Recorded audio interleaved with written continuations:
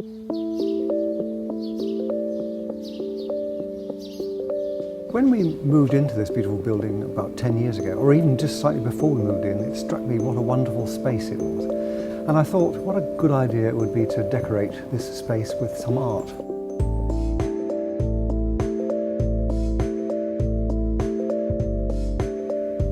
So we try to have exhibitions that are about mental health or how people feel about scientific endeavour or research. And we try and have exhibitions by people who may have used mental health services as well. We've had a really successful series of exhibitions over the years, and all we ask of the artists is that they leave a piece behind. So gradually we're filling up the building with very nice works of art.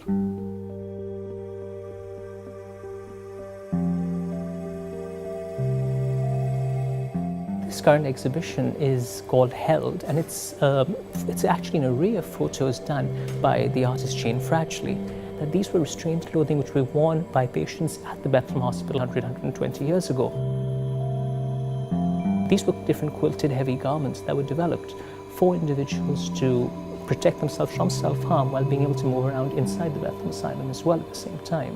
And the idea is with these huge stark images where they're sort of floating in air. We can imagine the patients who were wearing them at one point and the stories that each of these garments may tell. If anything, this exhibition serves to show how much we have moved on over the last 100, 120 years. It's good to know where we're coming from and where mental health began. I was studying politics, philosophy and economics at university, Oxford St Hilda's in 1973 to 7. But I got ill in the middle of it, and I went back and tried to get my degree but couldn't. I lost my capacity to read almost entirely, and after a while my voice said to me, weave, and then Maudsley got me a flat behind the institute, and I've been weaving there for 30 years, and I've been painting icons for the last 2 years. I don't know where they come from, and I don't know what they mean to me until days afterwards sometimes. They're a bit of a mystery. I try to help others who have been in the desperate situation I was in, that I'm no longer in. And I try to be an example of what can be done if you apply yourself.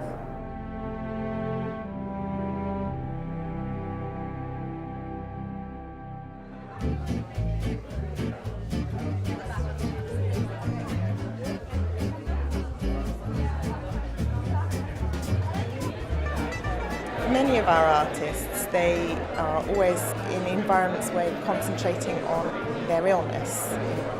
So focusing on something that is a strength provides an opportunity to have an alternative identity to that of illness. The actual sharing and celebrating of an exhibition can bring a real validation for that individual to enable people to see people as a whole person.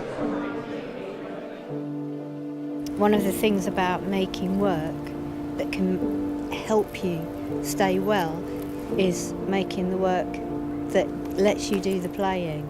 So I have clinical depression, and I think that's what I didn't want to put in to this exhibition, was pieces that are just about that, because I don't think that's the whole of us. Having my exhibition at the SGDP was the highlight of certainly that year, and possibly my creative life. Most of my days were just spent crawled up on my camp bed in dear old Hackney, surrounded by, would you believe, rats and cockroaches.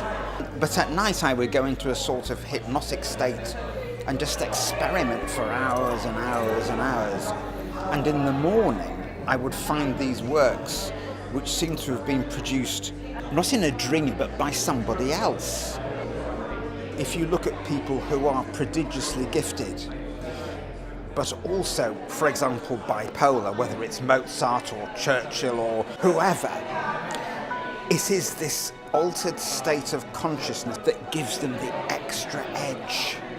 And now that I'm on pills to make me a happy bunny and suffer a great deal less, I cannot actually recapture the edge that I had. It's another form of expression which perhaps allows kind of greater exploration of the psyche, as the saying goes, you know, a pitch says 1,000 words, doesn't it? Coming here, you receive such concerted warmth, encouragement, support, enthusiasm, everything. It was just a joyous experience. There are people in the laboratory here who would spend their day looking at genes and unravelling DNA, but it's all about the person in the end.